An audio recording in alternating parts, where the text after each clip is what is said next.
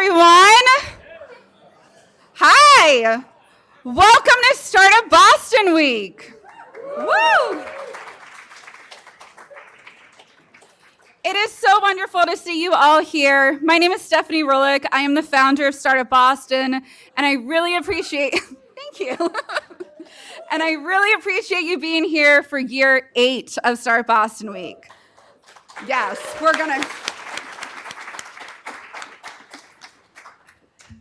The goal behind Startup Boston Week is to truly bring together the entire greater Boston and New England startup community. And this is definitely a labor of love. So in this conference itself, it is hosted by Suffolk University, who's donating the space for this conference because that's how much they love the startup community here. So can we please give them a round of applause?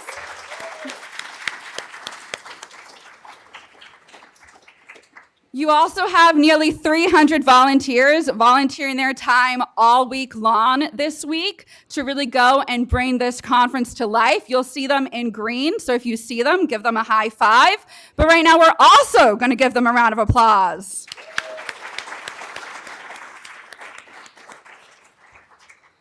And last but not least, we have 250 incredible speakers that are donating their time this week to really help you both start and scale your company and also your startup department, because there are tracks for founders, startup leaders across different departments, different disciplines, and all industries. So I'm really excited to be hearing from 2 of them tonight. So I know you did not come to hear me speak, but I definitely want to give the credit to the volunteers and to the venue and the speakers where it's due. But now over to the main show this evening. We're going to hear from Secretary Yvonne Howe, who's the Secretary of the Executive Office of Economic Development over at the Commonwealth of Massachusetts. She has been doing incredible work. I am so excited to hear from her.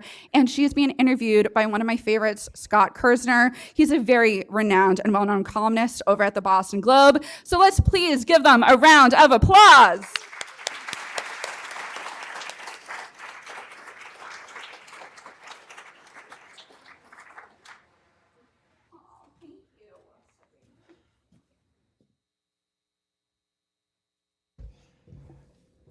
Okay.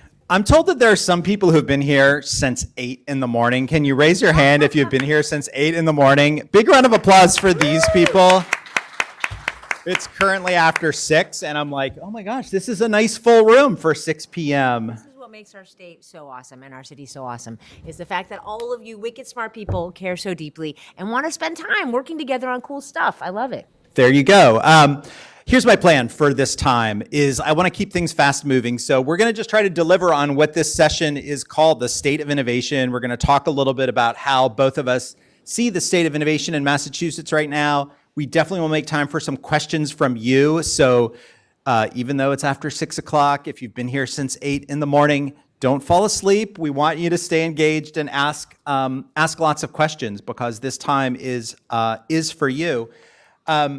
So Secretary Howe has had so many different lives. She's been Chief Operating Officer and Chief Financial Officer at PillPack, which was a venture-backed startup that was acquired by Amazon. She's been an operating partner at Bain Capital. She's been on the board of lots of successful startups like CarGurus, Bose, ZipRecruiter, Flywire. And she's also been a co-founder of the investment firm Cove Hill Partners, so an entrepreneur, investor, and operator.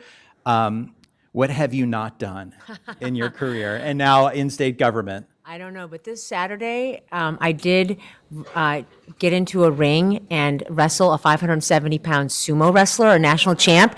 So I checked that off the list now, too. So he was very kind to me. Wait, can we diverge? Where was this sumo wrestling? A friend of mine had a birthday party, and he loves sumo. He flew in these guys from Japan. They didn't speak English. And my friend called me and said, hey, you're coming for my birthday party. Would you do something for me? And I was like, of course, I love you. I'll do anything for you. He was like, would you get in the ring? And I was like, okay, yeah, maybe. And then there I was in the ring with the 570-pound guy. So. Oh my gosh. And yes. you're walking like a normal human being today, he was so too. nice to me. I put all my force against him. I had my face shoving him, trying to get him out of the ring. And he was like, is there wind? Do I feel anything? He was so nice to me. So he didn't destroy me. And I said to him in Japanese, can we please be friends? Be nice to me. So yes.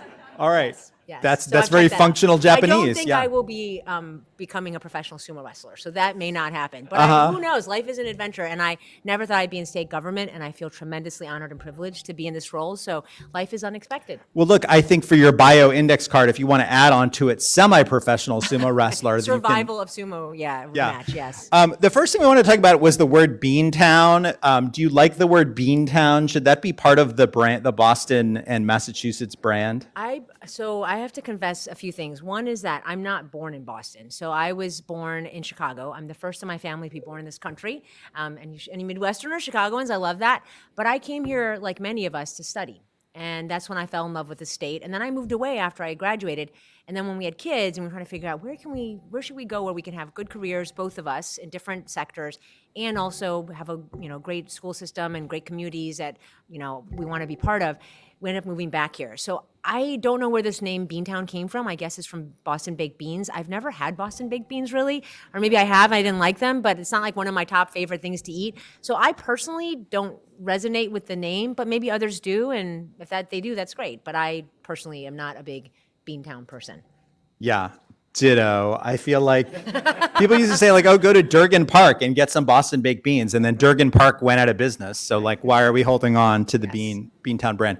Stephanie, how are we doing on volume level in the back of the room there? You sound fabulous. Okay. All right, good.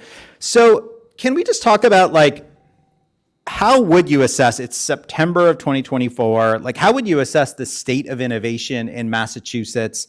Like, what are we good at? Where do we need more work and more investment?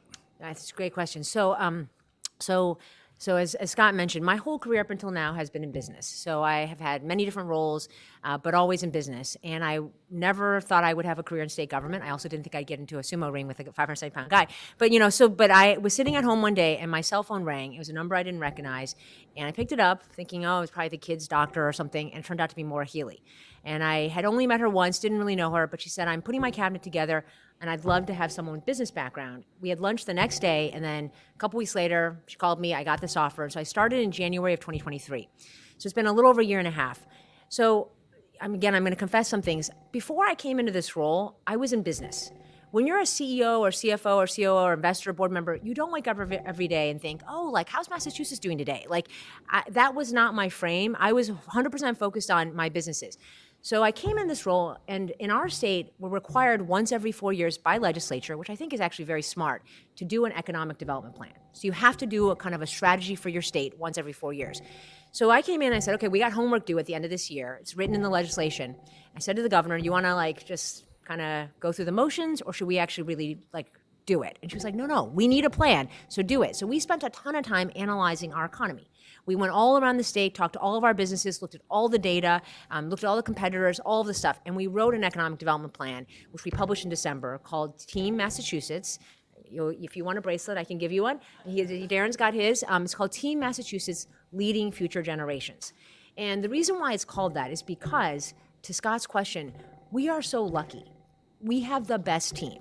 We have the best people. And we have amazing leaders and people in every kind of realm of the ecosystem. So we have amazing people in business, in big companies, in small companies, in investors. We have incredible people in hospitals, in healthcare, in academia, in all of our schools, in nonprofits, in state government, in city government. We have an awesome team.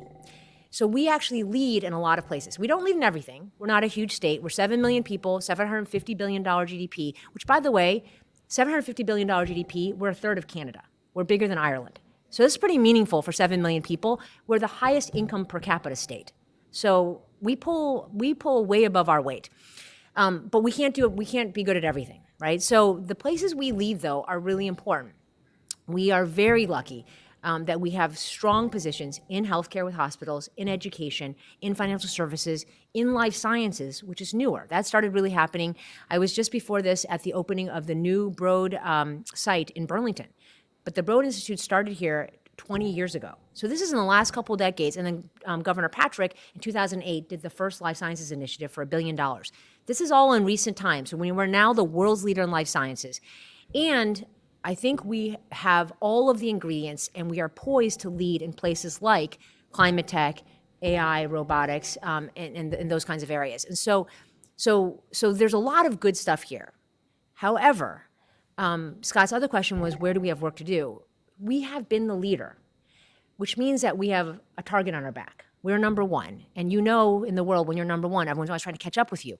I meet all the time with my counterparts from other states. And they're always telling me, oh yeah, our goal in life is to kill Massachusetts. We're gonna try to own life sciences. We're gonna try to beat you in climate tech. And they're constantly trying to do that. And they're putting real money. Like when you look at New York, Texas, what they're Yes. putting into life sciences, like it's not chopped liver. No, they're here to play. This is game on. And so this is not the reason why it's called Team Massachusetts, is we have the best team, but it's called Leading Future Generations because we have led for a long time. We led first 250 years ago by throwing tea into a harbor, having a shot heard around the world in the battles. We led in the formation of this country, and then we've led ever since then. We've led with the first public school, the first state constitution, the first public park, the first state to have universal health care, the first state to have universal marriage rights. We have led in so many ways, and we've also led through innovation. This is the place where we invented, the missile, birth control pills, computers, basketball, sewing machines. Steel was first produced in our state. We have invented so many things, COVID vaccines. So we have led for a long time, but it's called Leading Future Generations because we can't stay still. Everyone's trying to catch up with us, and we need to make sure that this is the time that we double down and then we continue to lead for many, many generations to come. And if we don't do that, we will probably get overtaken, and we'll have a slow, steady decline into, a fine state that is not that exciting and not leading. And sometimes I think about it, and I'm like, well, why does it matter so much? Why does it matter if Massachusetts leads? And I think it does matter. It does matter because we're living in such crazy, weird times. And people oftentimes ask me, I just talked to TJ today, who's the CEO and founder of PillPack, and he was like, "Why are you working so hard?" So this is my eighth and last event of the day, but I have one more thing after this. But I work a lot of hours in this Wait, job. how can this be your last event if you have This is one my more last event? speaking event, but I Okay. have one more event after this. So you But just have to this show is up my then. All right. 8 of 8 speaking events today. He said, "Why are you working so hard and you make so little money compared to before? I don't have equity. We're not go public, but I do all of this because I feel lucky to be American, and I feel so lucky to be in Massachusetts. I grew up in the 80s, and I always thought that this was like the promised land. And I always thought that the future's going to be so much better than the past. We're done with world wars. World War II happened, now it's over, and now everything's going to be peaceful, and everything's going to grow, and America's the good guy. And it turns out in 2023, when I got this offer, I stepped back and I thought, well, Russia just invaded Ukraine, and we're kind of at war with China. This was even before Israel and Palestine happened, and Gaza, and gosh, you look at our own country, and I don't know what's happening in D.C. There's a lot of divisiveness. There's a lot of dysfunction. And I look at other states, and other states are maybe winning in some ways. And they're winning with a strategy that says, hey, we're cheap. Our weather's really warm, and we have low taxes. And, it's soup. You can buy a McMansion. But also, if you go to those are states that are saying, we would like to change textbooks to say that slavery was good for black people. We would like to have school teachers in public schools and elementary schools carry unconcealed weapons. We would like to have reproduction laws brought back from the 1860s. We would like to have you turn in your neighbors for a trans kid. We would like to control who you love. That is not the right way to lead. And so the stakes are high. I think we as a state have to lead because we want to be a pro-innovation, pro-growth, pro-business, strong economy, and we want to show people there's a better way to live where we can, we don't agree on everything, but we can try to be civilized and respectful and reasonable, and we can care about each other and care about communities. We can believe in science. We can let people live their best lives, and while we do all of this, we're going to solve big problems. Like I say, I always wear this bracelet to remind myself. I have this Choose the Moon bracelet. We in Massachusetts, we don't do things because they're easy. We do it because it's hard. We want to find cures to diseases. We want to fight climate change. We want to defend our country, and we want to take care of each other. And so we have work to do, Scott. We are starting from an awesome place where we have ginormous strengths, and we are the envy of so many states. But this is not the time to hang out. We got work to do to make sure we continue to work together as a team and make the right investments, the right decisions, and tough decisions in some cases to make sure that we lead for many future generations and so that we can do a better job for the world. That's what the stakes are right now.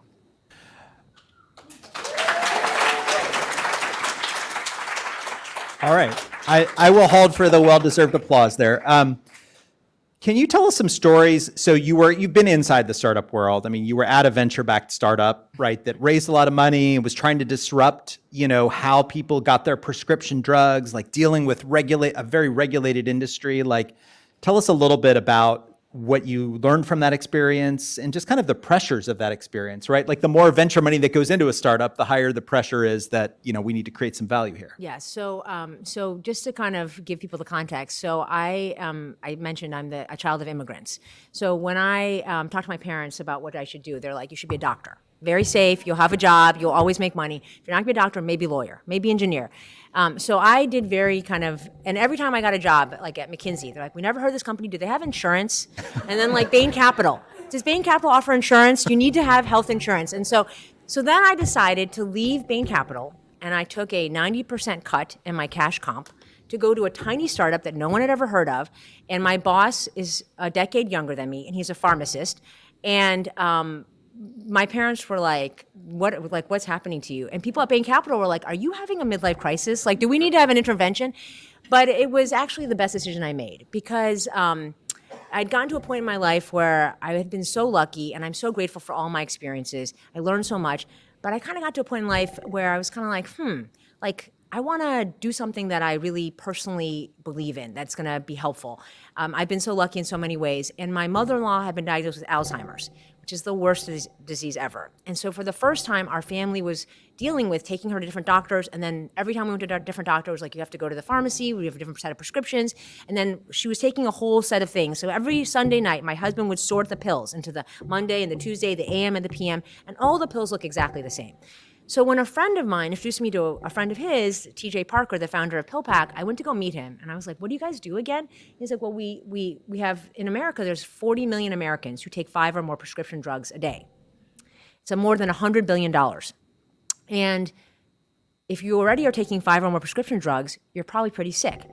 You have to go to the pharmacy 5 times a month to get refills, and you have to sort those things. And if you make a mistake, you could kill yourself by accident. We send your prescriptions to your house in a pack, all pre-sorted by time and day. And I was like, wait, this is so odd. We buy everything online. We buy shoes online, mattresses, clothes without trying them on. Why would you not buy prescriptions? And it turns out the industry is a crazy industry that has been so regulated and controlled by oligopolies. And so this little tiny David was trying to fight this Goliath. And I said, you know what? Why would I join PillPack? I'm like at this fancy Bain Capital, but let me sign up my mother-in-law. I signed her up. We get the first shipment, and I was like, holy cow, this is like a magical service. This is like, why does not everybody not have this? So over many, many, many months of talking to TJ, he convinced me to join them. And it was very chaotic. So the smallest company I'd ever worked with before PillPack was probably $1 billion or multiple billions of, in revenue, and had professional teams and metrics and dashboards, all that stuff. I joined PillPack, and it was like run rating maybe $60 or $70 million. And it was the team at the headquarters was maybe 30 or 40 people. So some engineers, we had some marketing people, and then we had a couple hundred people. We had maybe 100 people, and that were our hourly operations people. But the way I described it to TJ after I'd been there for a couple of weeks, I was like, TJ, right now, we are in a car where we are both in the back seat with like nobody driving, and there's no brakes. This thing is out of control. We're growing 300% a year, and everything was breaking. People were pulling all-nighters. There was like Post-it notes to try to keep track of the drugs. People had like things on duct tape trying to hold the machines together. And I was like, guys, like, we need to figure out how to scale this business. And so we had a lot of craziness and a lot of near-death experiences. A lot of the problem you have in healthcare is you have very large entrenched companies, and some of them are really good, some of them less good, and they want to protect their margin. So when you have a little tiny company starting to suddenly gain traction, they wanted to squish us and cut us out. And so we had a lot of near-death experiences. We're always trying to manage cash flow. So I was a CFO. Constantly, I was like, are we going to make payroll? Like, how we need to make sure we can make payroll. And we had a lot of chaos, but we made a lot of improvements. We put in a lot of systems. We hired some great people, and we scaled the business a ton and got all the financials to improve. And then we got really lucky. What was the run rate? You said it was about 60 million when you joined. What was 70 it? million. What was it when Amazon acquired? Oh, like $500 million or more. $500 million. So it was, we had a crazy ramp. And it was not just Amazon trying to buy the company, it was also Walmart trying to buy the company, right? So you had this competitive bidding with like two of the biggest retailers in the world. Yes. So now it's public. By the time it was very confidential. But we went out and we tried to do our last fundraise before going public. So that was kind of the goal. So TJ and I got on a plane and we went to meet with every venture firm and every growth equity firm. And while we were doing that, we got an inbound. What turns out was Walmart, and they put us through the grinder. So they diligenced the hell out of us. And so we did that, and then we passed every test, every diligence question, all the auditors, and we were about ready to announce the deal. And right before that happens, they said, it's not you, it's us. Something happened on their side, and they could not move forward. But we had stopped the fundraising because we assumed this deal was going on. So we were running out of money. So then we were like, we now might go bankrupt. And so we then had to figure out how to not go bankrupt. So luckily Amazon then came in and we told them, you have to be fast. So it was a 30-day diligence, the fastest diligence Amazon has ever done. Their first entry into healthcare. So many late nights, weekends, all kinds of craziness. And then we got the deal done with them. It was a really, I will never forget, the LOI with them expired on June 25th or something like that. That was when it expired. So we had to get the deal done before then. And we were also running out of money. And we had dinner at TJ's house, and then we all stayed up all night because it was still lawyers going back and forth and accountants. And at 4:30 in the morning, I was on my kitchen counter, I get the text saying, it's done.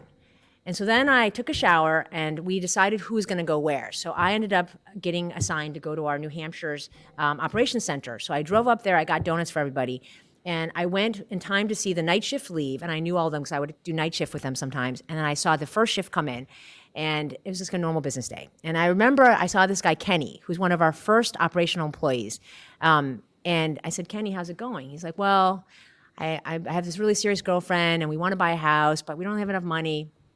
So then at 8:30, it hit the wire that and this is an operation. It was just a call center, and there's and we had a fulfillment center, so it was open, so you could see people. And as the news hit, you could see people jumping up and the screams. It was like a wave that went through hundreds of people, and people were whooping, people were crying. And then we saw Kenny, and I saw Kenny, and he was like. I can buy a house. It was a crazy thing. We're getting bought by Amazon. I will never forget that moment. It's very special to be able to kind of work so hard with so many people who really had faith in the company, and then to accomplish something like that was really special. That's cool. It's such a great story. I want to ask maybe just one or two last questions, but get your questions ready. So you talked about this economic development plan that you and your team put together over the course of a year? Yes, 1 year. A whole year. It went to Beacon Hill over the summer as part of their budget negotiations. So the way it works is we did the plan, and if anyone's really bored, you can find it online. Team Massachusetts Leading Future Generations. It does have some pictures and things, but it's 66 pages. We're proud of it, and people have asked me, they're like, oh, who did you get to write it? I said, what are you talking about? I wrote it. So if it sucks, you can blame me. So we wrote this plan because it's our plan, but it's just a piece of paper. It's just like a strategy in a company. So you have a strategy, you have a business plan, great, that's nice. How are you going to actually make it into reality? So the way it works in state government is we took that plan, we converted it into a bill.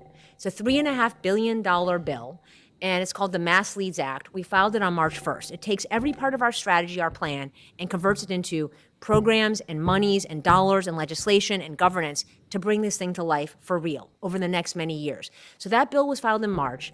The way our state works is that our legislature works in cycles. So the natural end of the legislative cycle, the formal session ends July 31st. This is a lot like my PillPack story. So our bill, we did all these different conversations with everybody, and everybody supported it because everybody wants all these things. And this bill is things like, $100 million for an applied AI hub. So $3.5 billion, $1 billion life sciences, lengthen our lead in life sciences and expand it to broader healthcare. $1 billion climate tech, let's take the lead in that. And $1.5 billion for AI, robotics, regional tech hubs, rural communities, tourism, creative economy, infrastructure. So $1.5 billion, lots of other stuff. So $3.5 billion, lots of things for lots of parts of our economy. Everybody wants these things. So I testified, we got the House version, we got the Senate version, everyone agrees. So we were all assuming this bill is going to get signed, July 31st. So July 31st, people said, goes late into the night. So I brought a change of clothes. We sat my team was sitting there. We ordered in dinner, and we watched on screen. And it was like, then it was midnight, then it was 1 a.m., then it was 2 a.m. We actually, then it was 3 a.m. And then at like 3 or 4, we're like, maybe we should just go home and shower. We'll go home. And then at 4:30 or something, I was on the phone with the governor, and it was like, I think they're just running out of time. We're not going to get this bill done. And so this bill did not get passed, despite pulling an all-nighter, despite all the work, despite all the support. It didn't get passed not because anyone is against it. It didn't get passed because our system there's too many things trying to get through a very short amount of time. And so then the problem is, I said to the governor the next day, on no sleep, I said, well, the next time it's normal to pass a bill is 2 years from now. So it would be July 31st of 2026. And you'd basically have no real spending money for 2 years We have on a all little these? bit. We could kind of get by and hodgepodge it along. But I said to the governor, climate tech is not going to wait till 2026. AI is not going to wait till 2026. Life science is not going to wait till 2026. And by the way, other states they're not waiting till 2026. So we have to get a bill done now. This is our time to make these investments. And so she did something really unusual. She came out publicly. So this happened Wednesday night and Thursday morning. And on Friday, she came out publicly and said, we need you to pass this bill. You need to come back. And the way it works is formal session ends, then you go into informal session. In informal session, people go back to their districts because they're running for office, we have an election, and you don't have formal votes. So she said, no, time out. You got to come back, and we got to get a bill done. So the Senate president, the speaker, all of the different legislators have all said we want to get this done. And so they're already talking. There's lots of good signs, and so we are very hopeful that this month or October, probably before the elections, we can get this bill passed to make sure that we can keep doing all the great things and make these investments for us to lead in the state. My short answer is, has that ever happened before? Or is this just a weird year where that confluence of events? So I'm not an expert on state government. I've only been here for a year and a little bit. It doesn't usually happen. So the one time I think this happened was in COVID, because it was a pandemic. And so they did come back in special session because the whole calendar got thrown off because everybody was living at home, relaxing everything. But this is an unusual, unnatural act, but we need it. This is important. So if any of you know your legislators, talk to your legislators, please make sure you tell them, we need these investments and we need to work together to make sure we keep doing all these great things for this whole community, I'm curious if there are some questions out there in the audience for Secretary Howe. We have a microphone that is in Stephanie's hand. Is there a question over there? No. All right, back there and then in the front. Hi, Secretary Howe. Thanks for joining us today. My question is, you talked a lot about kind of your experience in the private sector, a little bit in the public sector. I think in Massachusetts in general, there's kind of a little bit of, in the private sector, kind of a hands-off mentality in some way. We might get some funding from the state.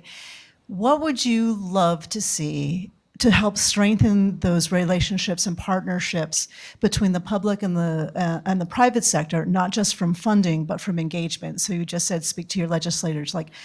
What are the actions that you would love for not only speaking to legislators, but how can we work together better, I guess is the question. Yeah, no, that's a great question. So, one of the things that's interesting to me is that we have great people in our state, in every part of the state, and every type of business, and every type of organization. I mean, maybe we do have a few assholes here and there, but I haven't met them. We have mostly really, really good people. Our businesses care deeply about our communities and about doing the right thing. We don't have people who are oh, let me pollute the planet, or let me prey on children, and we don't have people like that. So generally, everyone cares. The problem is though that everyone's really busy, and everyone kind of assumes that things will just happen. And I think if you care about something, you have to really be on the team. That's why I talk about Team Massachusetts. What I worry about right now is I have 2 teenage daughters, and I observe them, and you can see sometimes it becomes cool to be like talking about this thing that way. And sometimes it becomes cool to talk about this thing that way. And right now I feel like in the business community, we have great people and they all care. But when you go to a cocktail party or a barbecue or you're talking to people, it's kind of cool to be like, man, this place sucks. Taxes suck. Housing sucks. Transportation sucks. Like, I'm just going to move to Florida. And when you get people one-on-one, they're like, oh my God, like, I love this place. I raised my kids here. I grew up here. I went to school here. I love the Celtics. I love our restaurants. I love our museums. I love the Cape. I love the Berkshires. So, but they're not saying that publicly. And so we're not perfect. No team is perfect. We always have work to do. But if you're gonna do the work on this team. So what I say to business people is like, right now I feel like you're kind of on the sidelines and you're kind of just like watching the game and being like, I don't know, is Massachusetts gonna win or not? I don't know, are they gonna get their act together? Get off the sidelines, get on the team. And stop, we're wicked smart. We're good at analyzing our problems. What can we do about them? Let's help fix them together. And we're starting to see that. We are lucky. We have awesome businesses that are very involved. I just met with a bunch of CEOs who are on their own time. These are very busy people. They care a lot about housing. They're like, how can we as businesses support more housing? We have a whole transportation task force. There's a bunch of businesses. They're like, what can we do to help like support transportation in our state? And so we do have awesome people. We just have to get engaged. And if we can get everybody on the team and doing the work, we are so awesome. I'm pretty sure we can solve this. Like, we've done hard things. Getting Romney Care and universal health care in the state, that was not easy. Giving you COVID vaccines and COVID testing, that wasn't easy. Figuring out how to do the big dig and surviving that wasn't easy. We know how to do hard things here, but we just have to work together and get off the sidelines. And so that's what I would urge people to do, because again, the stakes are high. And do you really want to leave here and go those places and let those places win? No, you want to be part of this team and have this team win and do things in the right way. So just come be on the team. I had lunch today with somebody who just moved from Miami to Cambridge. So something's working, clearly. Yay. For the good weather, which we have right now. Yeah, at least he moved here for the fall. Question in the front? Yeah. Yay. Hey, Yvonne, good to see you. you. I was curious because you said you went all around the state. Are you seeing anything noticeably different when you get outside of kind of the metro Boston area versus other parts of the state that we should be aware of or like thinking of as we all go on our daily lives? Yes. So we are really interesting. So we're a $750 billion GDP. We have a very diverse economy. So there are many differences. If you're on the coast, you're talking about offshore wind and fishing and the blue economy. If you're in central and western Mass, you have farming. And then we have all of our tech companies and healthcare companies. So there's a lot of different parts of the state that have their own geographic and regional differences. Having said that, there's things that cut across everybody. So everybody cares about housing, about transportation, about workforce, about childcare, about kind of making sure that we invest in these key industries around, life sciences and climate tech and these growing areas. So there are some universal things that cut across. The thing I think about more in terms of geography, I'll say two things. One is that we are very proud to be the highest income per capita state. We should feel good about that. I am not proud at all, and this is one thing that keeps me, really focused, is that we are the third most income unequal state. That is really embarrassing for a state that, like us, that cares about equity. And the income inequality is stark.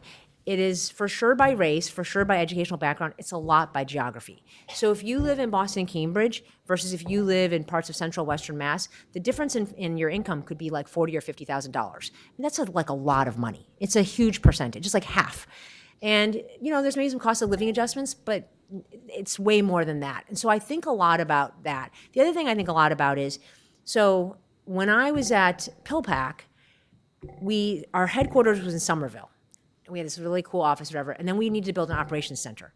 We tried to do it in Massachusetts. So this is a operations center where we had people who were grocery checkers, who were working in fast food, who were high school grads or not even high school grads, and we gave them jobs and we trained them on how to become certified techs, how to become fulfillment center operators, and gave them careers, and we gave them equity so that when we sold to Amazon, they all could buy houses, go on vacation, do all these things. These were good jobs, and we grew a ton. We went from 0 people to over 1,000 in this this operations center. We tried to do it in Massachusetts. We couldn't because the pharmacy board wouldn't let us. We ended up going to Manchester, New Hampshire. There's a huge benefit. So I was the CEO and CFO in Somerville, but I probably went to Manchester 2 or 3 or 4 or 5 times a week. It's a 45-minute drive. And not only did I go, I would bring all the engineers and the marketing people and the finance people, because every time there was an argument, and especially in a startup, you're like, well, engineering sucks. They don't understand ops. They don't care about us. They're these like arrogant, fancy PhDs in Somerville drinking their cold brew, and they don't understand how hard ops is. And then the engineers are like, well, these ops people in New Hampshire, they're just, they don't really care about the technology, and they're just, drinking beer in Manchester.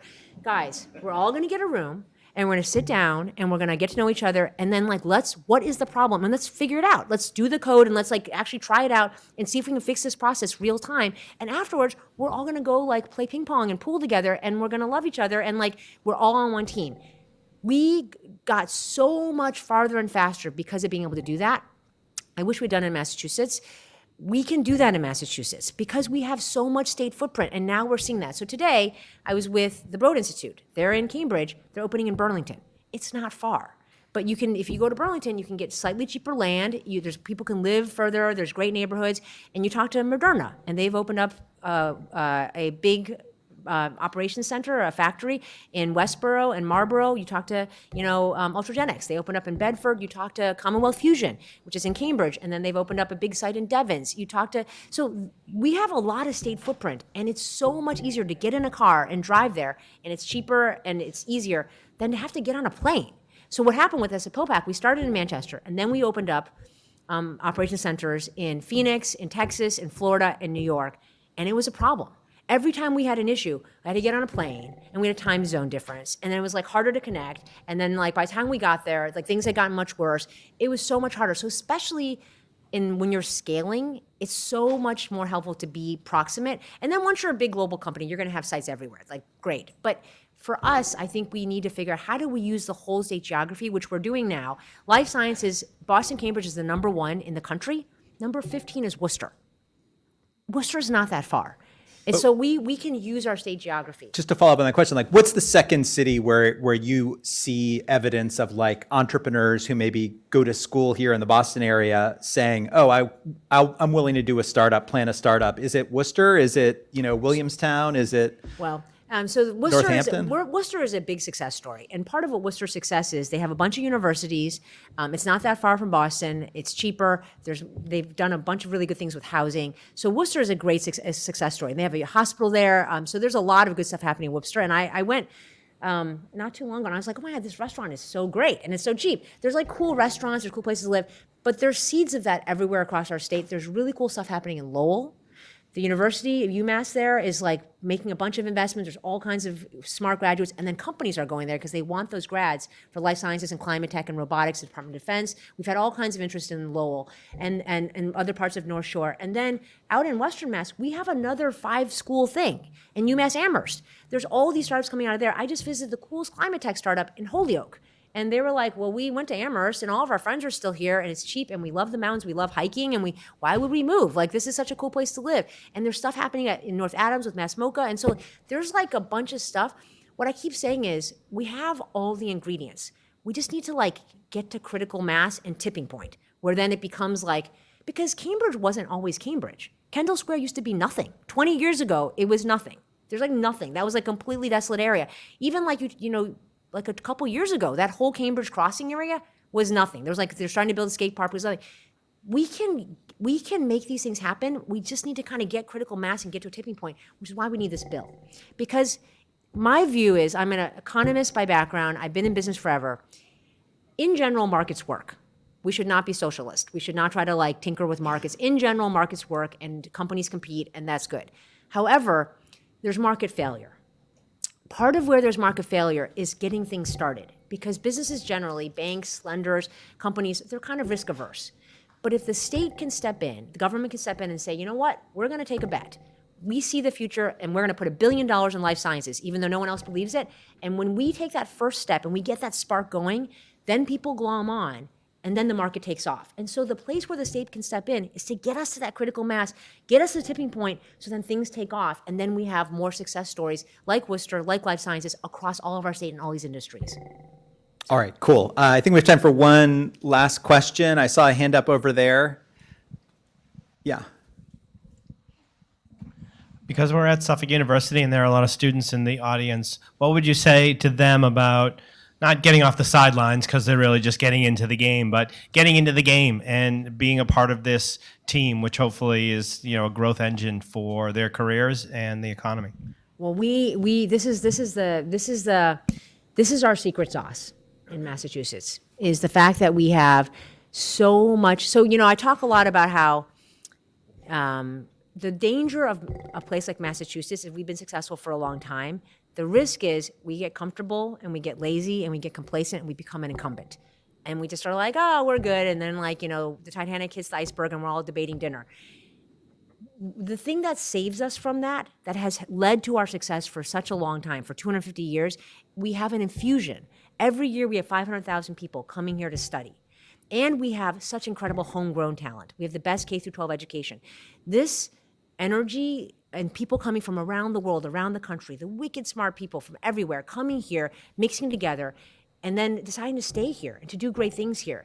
That is our secret sauce that has fueled us for so long. So we need this talent. And if you're a young person here, I can't think of more exciting place to be. If you want to really make a difference in the world, if you want to, you know, cure disease, if you want to fight climate change, if you want to be on the cutting edge of AI, and you want to be in a place that you can drive an hour and be at the ocean, you can drive an hour and be skiing, and you have great sports teams and great restaurants and great culture, and people are generally pretty nice. Like, we're not the cheapest for sure. We don't have perfect weather for sure, but honestly, like, I love the four seasons. And, you know, the thing I say to people is, like, no one ever says, like, oh, like, I would much rather have that Yugo, it's so cheap. Well, yeah, but it's a Yugo. Like, so you can go somewhere that's less expensive, but you're kind of getting a Yugo.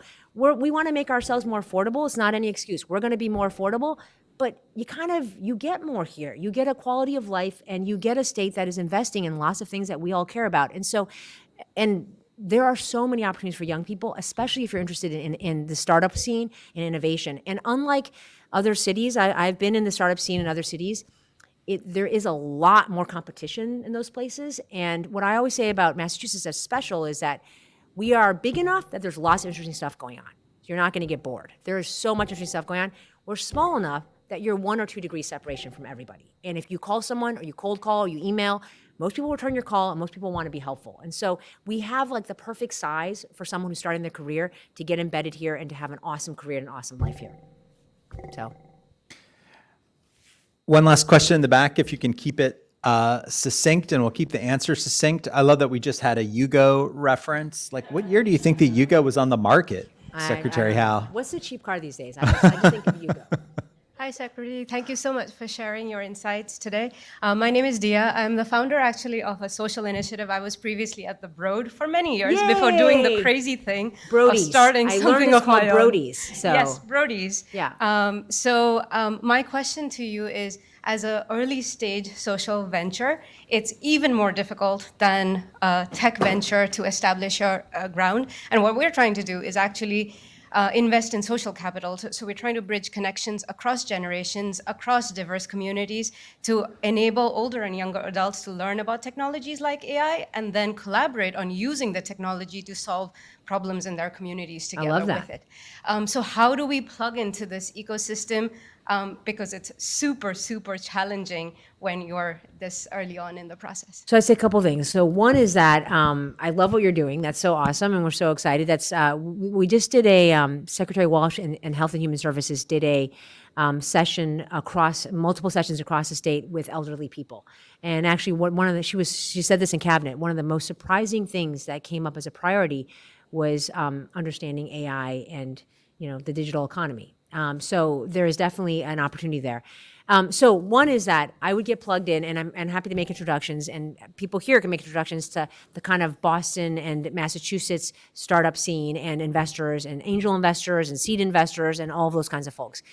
We also do a lot of things in the state. So we actually give away a lot of money.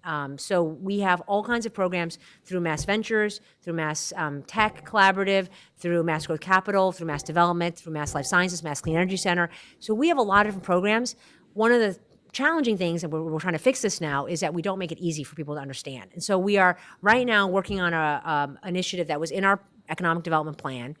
It's called the Business Front Door. So if any organization needs help, they can come to the Business Front Door and say, hey, I'm starting a social venture, and this is what I'm trying to do. And here's the help I need. I need help finding people. I need help finding an office space. I need help with regulatory permitting issue. I need help finding funders. I need help getting workforce training. You tell us your issue, and then you are our customer. So we will then figure out which of these many, many state programs serves your needs, and who can we connect you with, and how can we get you your solution. So that will be launched by the end of this year, hopefully, which will be great. But in the meantime, feel free to, you can reach out to my office. You can email me, and I will get you the right person. I'm yvonne.howe@mass.gov. I don't always respond quickly, but I always do respond to every email eventually, and you get the right people. But also, if you go to our website, you can see all the different resources. Again, they're not easy, and I apologize. They will get easier. And then I do think everyone you meet here, you should talk to them and say, who can you introduce me to that can be helpful? I find when I was at PillPack, I had never been in startups. I had never been in pharmacy. I'd never been in venture. And people were so ridiculously kind to me on just like, oh, this is how you do a pitch deck. This is how you think about venture debt. This is how you navigate board dynamics. And so, you will be surprised by the generosity of this community. I totally agree. The only thing I would add to it is that like there's something interesting, which I think I see you taking notes. And like one thing, when you make introductions or you make recommendations to somebody and they're actually like writing down what you say, I feel like that makes people even more willing to help you versus, Yes. you take a lot of meetings where somebody's just like listening and nodding and going like, oh yeah. And then 2 weeks later they email you and they're like, hey, remember those 5 people you said I was supposed to connect with? It's like, we don't remember those 5 people. Like that was a long time ago. So Yes. yeah. So just, I do think that there's a real spirit of helpfulness and people willing to make introductions. Well, and just think, we should thank Stephanie. This has been going on for 8 years. This is an incredible, you said, labor of love.